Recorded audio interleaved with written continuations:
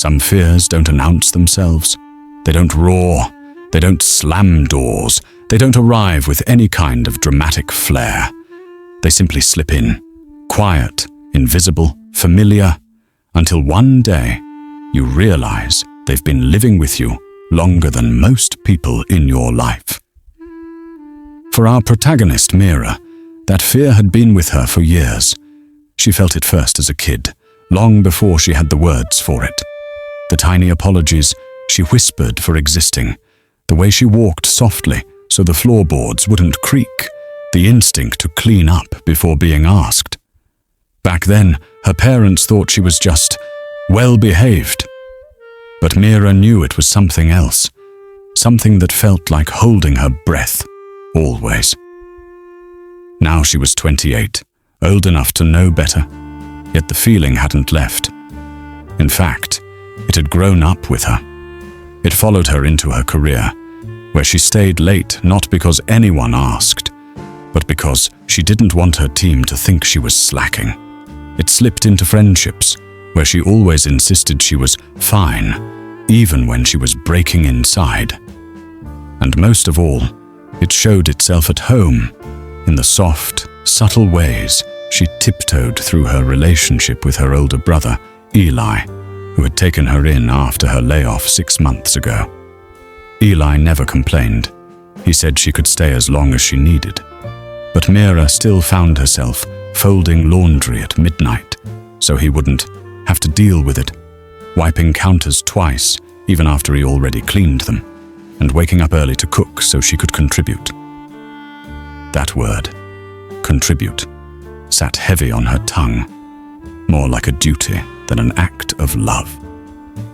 She noticed every sigh Eli made, every moment he looked tired, every bill on the kitchen table, even though he told her not to worry about them. And she worried anyway. This morning was one of those moments. Eli stood in the doorway, keys in hand, dressed for work but looking exhausted.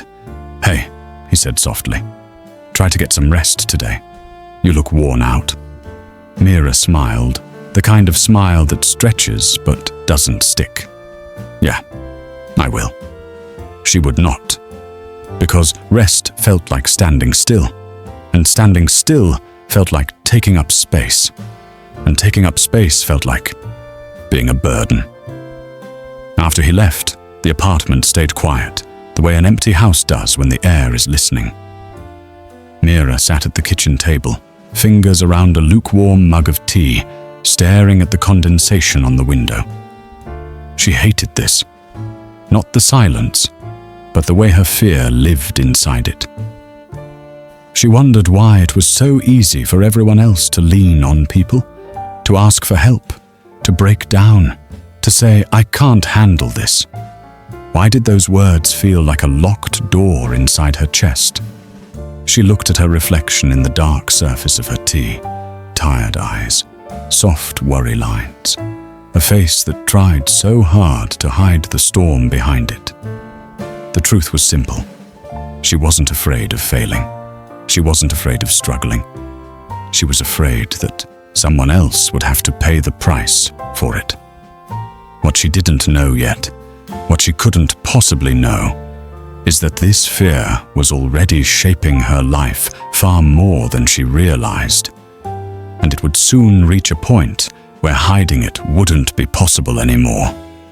A moment was coming, unexpected, messy, and painfully honest, that would force her to face everything she'd been running from. But for now, all she felt was that quiet, familiar weight. A weight she never dared to name. For the next few weeks, Mira perfected the performance she knew best, pretending everything was under control.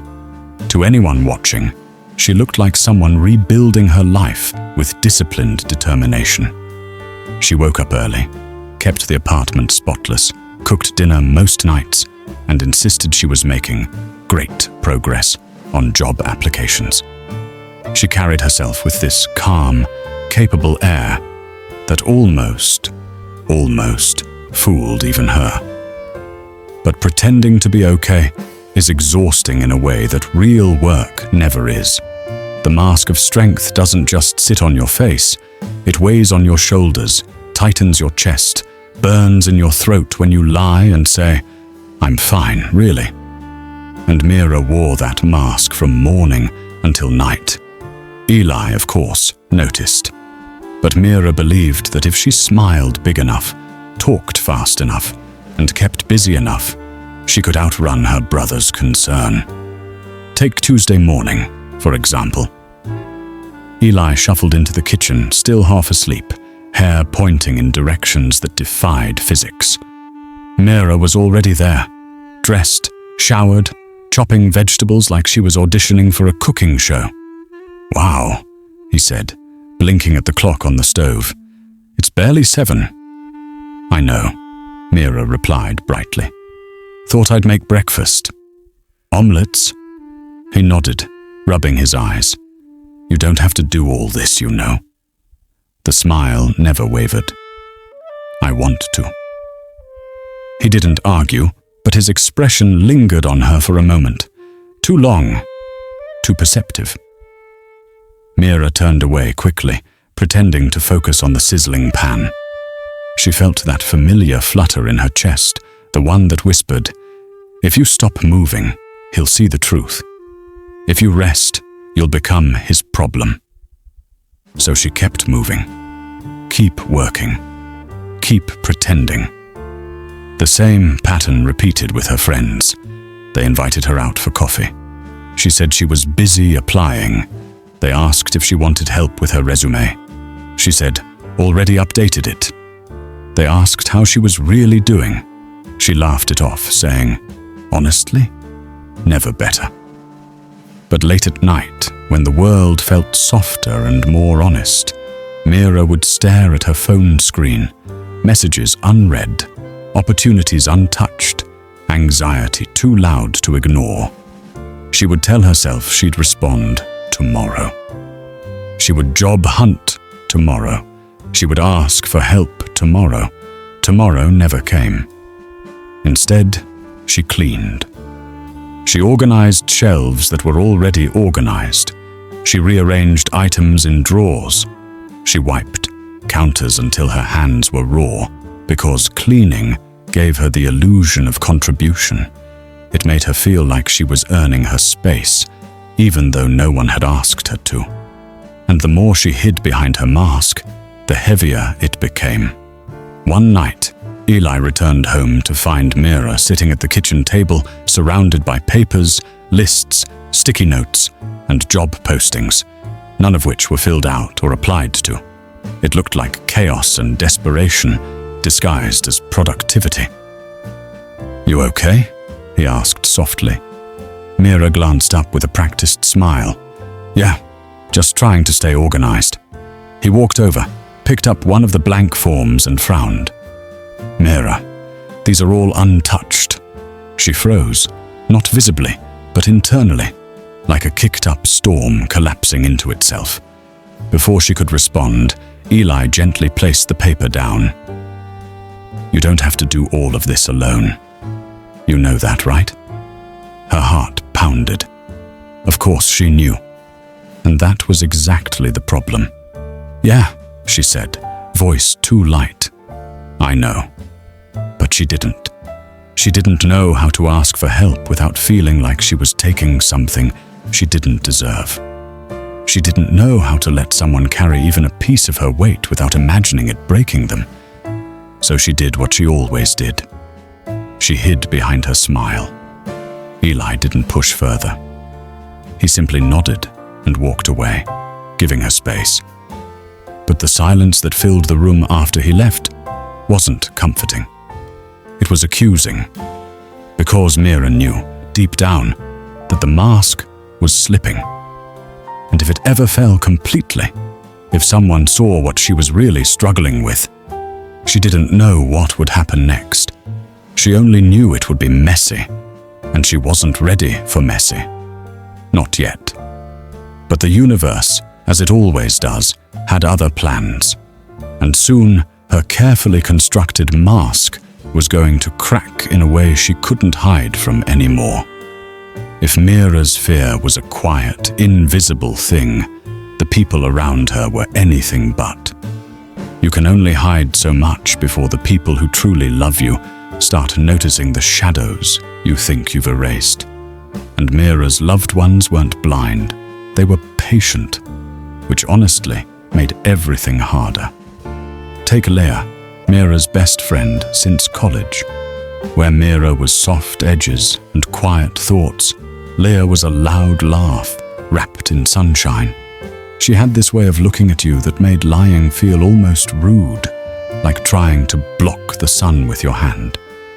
So when they met up one afternoon, Leah instantly scanned Mira like a detective who didn't need clues, just instincts. "You've lost weight," she said, frowning. Mira force laughed. "No, I haven't." "Yes, you have. It's just the lighting." "We're outside," Leah deadpanned. Mira's smile faltered. She picked at the edge of her coffee cup, forcing her shoulders to relax even though they felt like stone. Leah leaned forward. "Seriously, talk to me. You've been off. Off." Such a simple word, yet it hit Mira harder than any complex diagnosis could. "I'm fine," she insisted again. Too quickly, too brightly. Leah exhaled like she'd been expecting that answer. "Mira, you disappeared for 3 days last week. I was busy." "Doing what?" "Things." Leah raised a brow, skeptical enough to split the sky. But she didn't push. Instead, she just gently placed her hand over Mira's.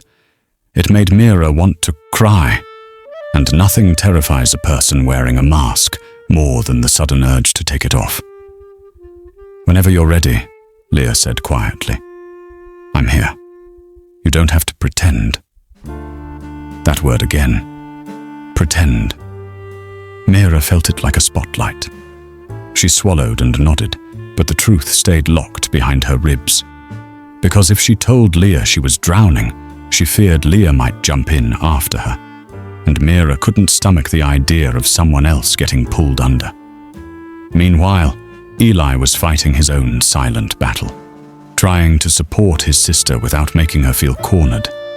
He'd been observing tiny details, the way she flinched at the sound of the mailbox, the late-night light under her door, the way she responded to, "How are you?"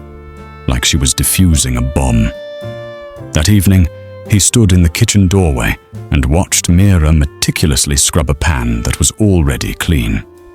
Scrub, rinse, scrub again, as if she could wash her anxiety off the metal surface.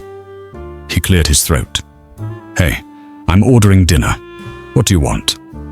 "Oh, I already cooked," she said, gesturing toward a full meal on the stove. "You don't have to buy anything." "Okay, but you didn't eat, did you?" She paused. "Too long." Eli gently turned off the faucet. "Mira, look at me." Her breath hitched. "You know you're allowed to rest here, right? This is your home, too." Mira shook her head. "I'm not trying to be a burden," he finished softly. She froze. He'd said it, the word she never allowed herself to speak. Mira's voice went quiet. "I'm not. I don't want to make things harder for you." Eli sighed, leaning against the counter. "You being here doesn't make my life harder. Watching you pretend you're okay when you're not. That is what scares me." Mira's throat tightened. She didn't know what to do with that. Someone worrying about her, as though her pain mattered. As though she mattered. Before she could respond, her phone buzzed on the table. A reminder. Job application deadline, 11:59 p.m. She stared at it, panic flickering in her chest. Eli saw the look and stepped back, giving her space, but his voice was still gentle. "Please don't do this alone." She didn't answer, because she didn't know how. Later that night, when the world was quiet, Mira sat on her bed with her laptop open and her hands frozen above the keyboard. The words on the job listing blurred as her anxiety rose. She wished she could tell Eli the truth. She wished she could tell Leah. She wished she could admit out loud that she was afraid. But wishing and doing were galaxies apart. Instead, she closed the laptop, slid under the blankets, and hugged herself tightly. Her people saw her slipping. Her fear was becoming visible, and she was running out of places to hide. What she didn't know was that the breaking point was already moving toward her, faster than she could prepare for. There's a strange moment, quiet, almost imperceptible, when independence stops being strength and starts becoming a cage. For Mira, that moment slipped in silently, without fanfare, and wrapped itself around her life until she barely noticed how lonely she'd become. The truth is, isolation doesn't always look like sitting alone in a dark room. Sometimes it looks like smiling too much. Sometimes it looks like saying, "I've got it," even when you don't. Sometimes it looks like convincing everyone you're okay so thoroughly that they start believing you, even when you're falling apart. And that's exactly what began happening. Eli, despite his keen instincts, started giving Mira more space. Not because he didn't care, but because he didn't want to pressure her. And Mira interpreted that space as distance, as confirmation of her worst fear. She was starting to weigh on him. One evening, she overheard him on the phone in the living room. He wasn't whispering, but he wasn't loud either. One of those tired, end-of-day tones. "Yeah, she's trying, I think," he said. A pause. "Yeah, I'm worried. I don't want to push her too hard. I don't know what else to do." Mira froze in the hallway, her hand hovering over the light switch. Her stomach dropped. She slipped back into her room before he saw her, her heartbeat a panicked drum against her ribs. This is what she feared. Being something to deal with. Being someone who took emotional labor. Being a problem Eli felt responsible for. She sat on the edge of her bed, staring at her hands. Why couldn't she just be easy? Why couldn't she just be normal? Why couldn't she just fix her life fast enough to stop worrying everyone? The weight of those questions pressed on her until she couldn't breathe right. Her isolation deepened with her friends too. Leah noticed Mira withdrawing, texts unanswered, calls missed, plans cancelled. She tried again and again, but every time she asked to meet, Mira responded with, "Busy today. Rain check. Sorry, rough week." And Leah, hurt but trying to be understanding, eventually stopped pushing so hard. Mira interpreted this not as kindness or respect for boundaries, but as proof she was becoming too much. The irony? The more people tried to give her room, the more abandoned she felt. The more they stepped back, the more she believed they were stepping away. Isolation has a way of feeding on misunderstandings. Her biggest escape became routine. She would move around the apartment like a ghost. Quiet steps, soft movements, doing chores when Eli wasn't home so she wouldn't be in the way. She cooked in silence, cleaned in silence, sat in her room in silence. It was a strange kind of survival. Stay small, stay light, stay unnoticed. Then no one gets tired of you. But in shrinking herself, Mira also shrank her world. The breaking point of this isolation came one night when her laptop crashed mid-application, one she had spent hours forcing herself to write. The screen froze, then went black. It was a small thing, but small things have a way of snapping something inside tired hearts. She sat there, hands trembling, feeling stupid tears burn behind her eyes as the room blurred. Her breathing grew shallow, chest tight. She pressed her palms against her face, trying to keep the panic down, but it rose anyway. She didn't cry loudly. just those quiet, helpless tears, the kind you hide behind two hands and hope the walls don't hear. And when Eli knocked softly on her door a minute later, Mira quickly wiped her face, swallowed her sob, and steadied her voice. "Yeah?" she called out. "You good?" he asked from the hallway. "Yeah," she lied, voice thinner than thread. He hesitated. "Okay. I'm here if you need anything." She nodded, even though he couldn't see her. "Thanks." His footsteps faded, and Mira felt her chest ache at how easily she'd turned down the help she desperately wanted. Isolation wasn't something happening to her. It was something she was actively choosing, without even realizing it. And soon, this self-imposed distance would collide with reality in a way she couldn't control. Breaking points never arrive politely. They don't knock. They don't schedule themselves neatly between breakfast and lunch. They hit when you're already tired, already stretched thin, already convincing yourself you can handle just a little more.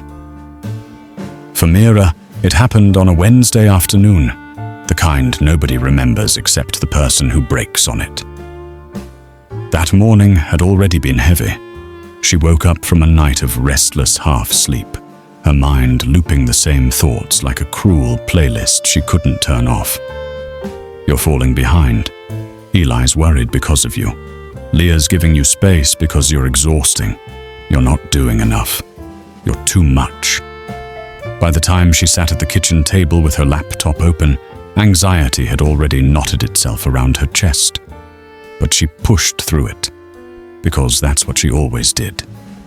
She picked one job listing, then another, then another.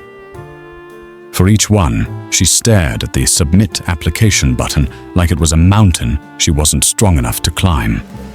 She kept telling herself, just do one. Just one, Mira. But her fingers wouldn't move. The fear felt physical, like an invisible hand on her wrist. Minutes blurred into an hour. Then 2. Her laptop fan hummed softly, the only sound in the room. By noon, she was shaking without knowing why.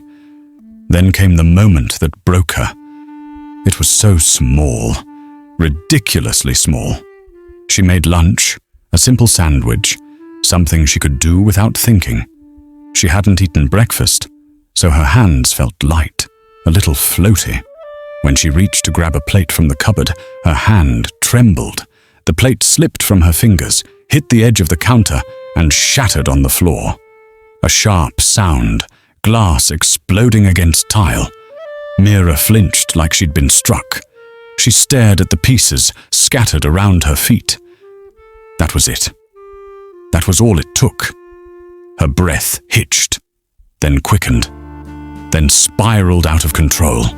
Her vision blurred, and she backed away from the mess, pressing a shaking hand to her mouth. A sob escaped before she could swallow it down, and once it escaped, the rest followed. The tears came hard, messy, loud, nothing like the silent ones she'd been hiding.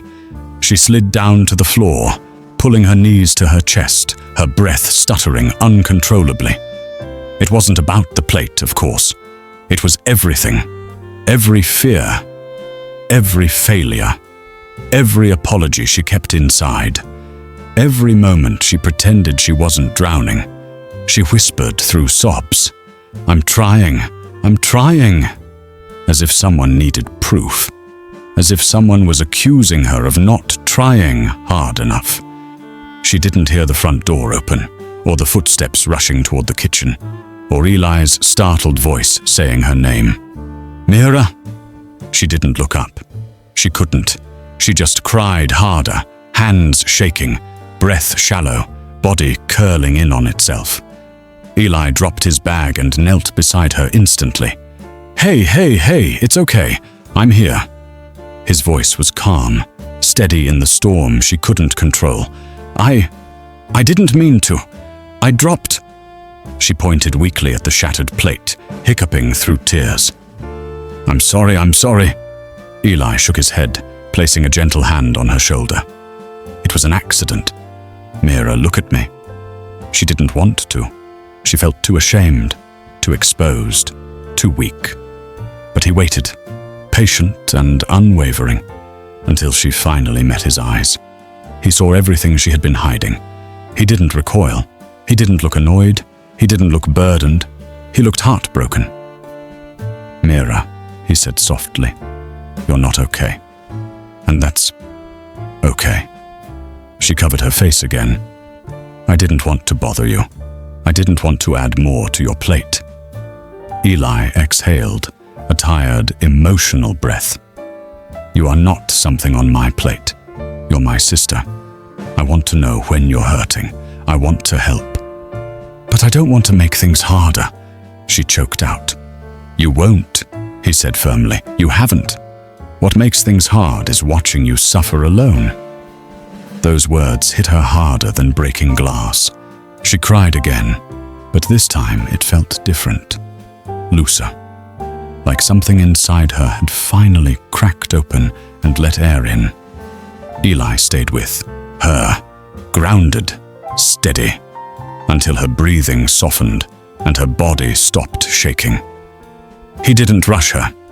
He didn't tell her to calm down. He just let her be human in a way she hadn't allowed herself to be for months. When she finally whispered, "I don't know how to stop feeling like a burden," Eli answered gently, "Then let me help you learn." It wasn't a fix, not magically, not instantly, but it was a crack in the wall she'd built so high around herself. And through that crack, for the first time in a long time, something warm had started to seep in, soft, unfamiliar, hopeful.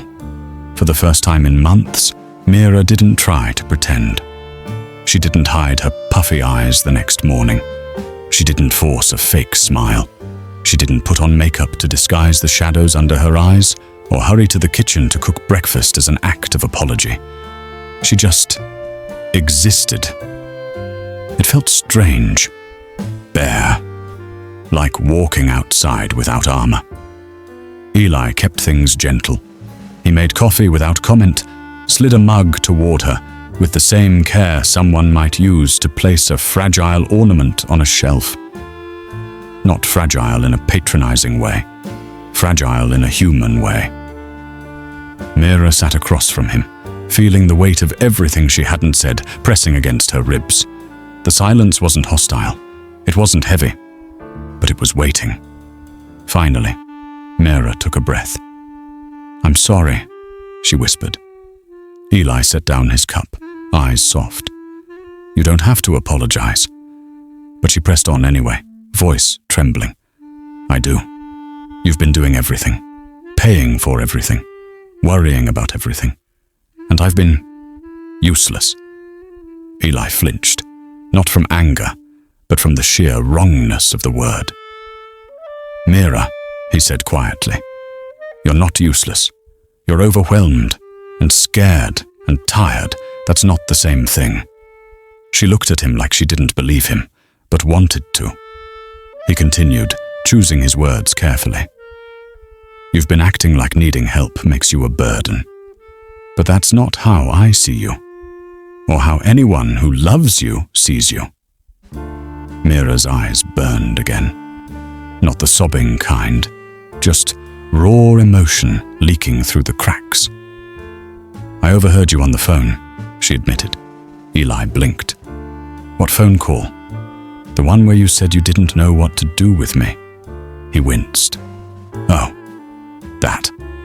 He rubbed the back of his neck. "I wasn't frustrated with you. I was scared I wasn't doing enough to help you." That didn't make sense to her. Her brain had only heard the worst interpretation, because that's what fear does. It rewrites the script to confirm what you already believe. "You were scared?" Mira asked. Eli nodded. "Yeah. I saw you slipping, but every time I tried to reach out, you put up this wall. I didn't know how to help without making you feel pressured." That wall, the one she'd built so carefully. She thought she'd been protecting him from worry. She didn't realize she'd been shutting him out. The truth stung. Later that day, she finally met up with Leah. Leah took one look at her and pulled her into a hug without asking. A long one, the kind that makes your eyes close on instinct. Mira tried to hold herself together, but something about Leah's warmth made her feel small again. Small in a safe way, not a shameful one. "I'm sorry I disappeared," Mira murmured into her shoulder. Leah held her tighter. "I know you weren't doing it to hurt me. I was just worried." When they sat down, Leah studied her with that familiar mix of perception and softness. "What happened?" Mira hesitated, but this time she didn't hide. I didn't want anyone to have to deal with me. I thought if I kept my problems to myself, I wouldn't be weighing anyone down." Leah shook her head slowly, emotion gathering in her gaze. "Mira, friendship isn't a transaction. I don't hang around you because you're cheerful or productive or convenient. I hang around because I love you, and that includes the messy pieces." Mira swallowed hard. Leah leaned in, lowering her voice. "You disappearing hurt more than you telling me you were struggling ever would." That sentence lodged itself deep inside Mira.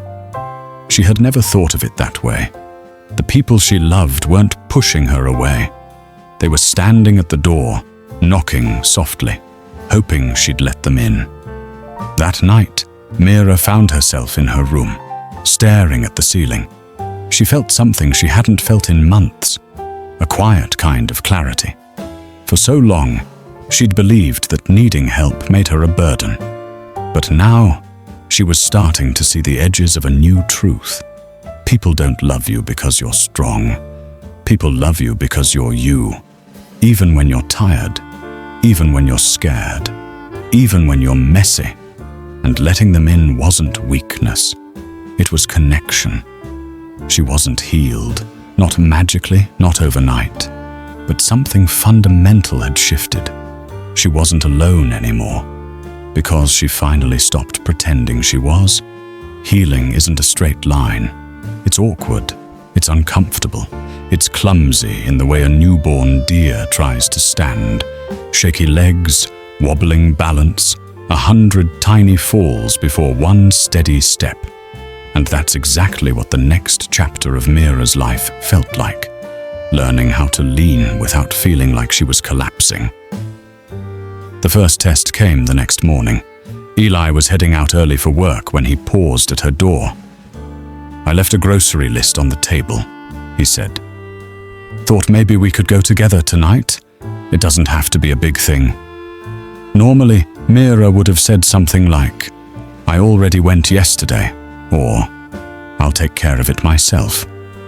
But she didn't want to slip back into old habits. So she nodded, offering a small smile. "Yeah, let's go together." Eli's expression softened, relieved more than anything. "Cool, I'd like that." Mira closed her door gently after he left. It was a tiny moment, barely noticeable, but it felt like pulling open a window in a room she'd kept shut for too long. A small step toward connection. That afternoon, she forced herself to respond to Leah's text. "Leah, lunch tomorrow. No pressure, just want to see your face again."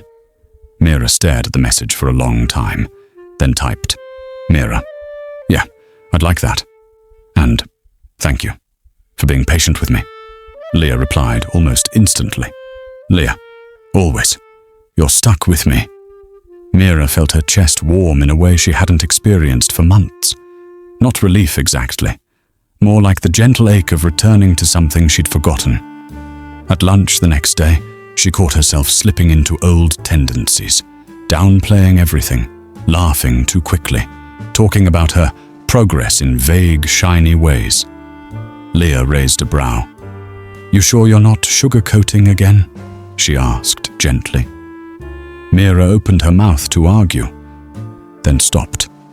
For the first time, she let the truth come out without filtering it.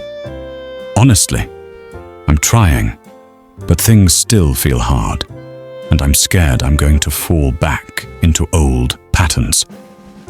Leah nodded like she'd been waiting for exactly that level of honesty. Then we'll work through it together, one step at a time. We? Mira repeated quietly. We, Leah confirmed, like it was obvious. That word wrapped itself around Mira like a safety net. But the real test came a few days later, when she sat down with her laptop for another round of job applications. Her chest tightened the way it always did. The familiar pressure, the rising fear. For a moment, she thought she might spiral again, but instead of hiding, she got up and walked into the living room where Eli was reading. "Can I?" she began, twisting her fingers. "Can I ask for help? Just with starting. I think I'm getting stuck." Eli looked up slowly, not surprised, but proud. "Yeah," he said. "Of course. Sit with me." They worked side by side, not with Eli taking over, but guiding gently, letting her lead. He didn't criticize her hesitation or rush her through it. He just stayed present, a quiet anchor. It wasn't the application itself that mattered, it was the act of asking. Mira felt something loosen inside her. Not everything, just enough. Over the next week, Mira continued practicing what she'd forgotten how to do, letting herself be supported. She didn't force herself to be perfect. She didn't pretend to be okay every second. She didn't rush her healing just to make others comfortable. She told Eli when she felt overwhelmed. She told Leah when she needed company. She told herself when she needed rest. Every time she did, the world didn't collapse. No one sighed. No one snapped. No one treated her like weight they didn't want to carry. If anything, the opposite happened. People leaned toward her, not away. She started to see a truth she had long buried. Connection isn't built by being strong all the time. It's built through the soft spaces where vulnerability is allowed to breathe. And for the first time, Mira wasn't suffocating her own softness. By the end of that week, she felt lighter in a way she couldn't describe. Not fixed, not healed, but open, present, held. She was learning, slowly, imperfectly, that she didn't have to earn her place in people's lives. She already had one. There's a moment, quiet, almost invisible, when you realize you're not surviving anymore. You're not holding on by your fingernails. You're not shrinking yourself to fit into the smallest possible space. You're finally living. For Mira, that moment didn't arrive in a dramatic way. No big speech, no movie-style epiphany. It came on a calm Sunday morning. She and Eli were sitting on the balcony, sunlight pooling over the city, mugs of warm tea in their hands. The air was soft, the kind that makes you breathe a little deeper without thinking about it. Eli glanced at her. "You seem different today." Mira smiled. Not the practiced kind she used to wear, but a real one, a quiet one. "I feel different." "What changed?" he asked. She thought about it for a long moment, her eyes on the horizon. "I stopped fighting myself," she said finally, "and I stopped assuming I was a weight on everyone around me." Eli nodded, his expression gentle. "I'm proud of you." She didn't flinch at those words like she used to. She let them in. Later that afternoon, she met up with Leah for a walk around the park. It felt natural, unforced conversation, easy laughter, no pressure to pretend. They sat on a bench near the lake, watching ducks wobble in the water. Leah nudged her. "You seem lighter." "I'm trying to be," Mira admitted. "Not lighter for everyone else, just lighter for me." Leah grinned. "That's the kind of growth I like to see." Mira chuckled softly. I used to think asking for help made me weak. It doesn't, Leah said. It makes you human. Mira looked down at her hands, remembering how tightly she used to hold everything inside. I'm starting to understand that.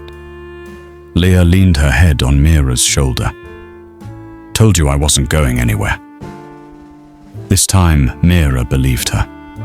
As the days passed, Mira's strength didn't come from pushing herself harder. It came from pacing herself, from honoring her limits, from letting people in without feeling like she was draining them. She didn't magically stop being afraid. The fear still whispered now and then, but it no longer controlled her. It no longer dictated every choice she made. It no longer isolated her from the people who loved her. She had learned to talk about it, to say, "I'm overwhelmed today," or "Can you sit with me for a bit?" without shame. She learned to trust that the people who cared about her weren't doing so out of obligation or pity, but love. And she learned that interdependence wasn't weakness. It was connection. It was community. It was life.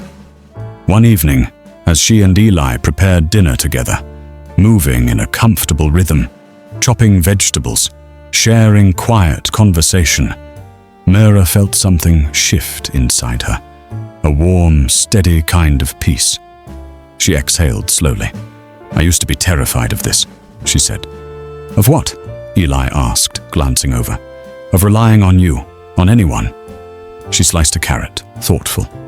"But now I get it. We're supposed to lean on each other. Not all the time, but when we need to." Eli smiled. "That's what family is."